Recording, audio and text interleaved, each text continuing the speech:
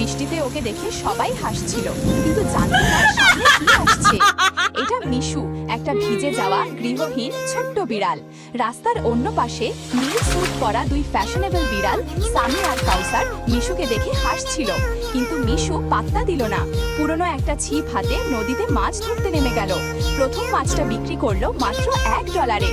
সেই টাকায় কিনলো ভালো ছিপ, তারপর কিনলো নৌকা, আর একদিন ধরলো নিজের চেয়েও বড় একটা বিশাল মাছ। মিশু সেই মাছ নিয়ে গেল 5 স্টার রেস্টুরেন্টে, আর মালিক তো খুশিতে চুক্তি করে ফেললো। এরপর থেকে মিশু শুরু করলো পরিশ্রম। বৃষ্টিতেও বাইকে করে মাছ পৌঁছে দেয়, অফিসে বসের সাথে ঠান্ডা ড্রিঙ্ক খায়। শেষে কি হলো? পরিশ্রমের ফল মিলে গেল। মিশু কিনে নিল নিজের স্বপ্নের ঘর, আর সামি আর কাউসার চুপচাপ দাঁড়িয়ে তাকিয়ে দেখে অবাক হয়ে গেল। কাউকে স্বপ্নের পথে হাসি মজা করো না, একদিন হয়তো ওকে জিততেও দেখবে।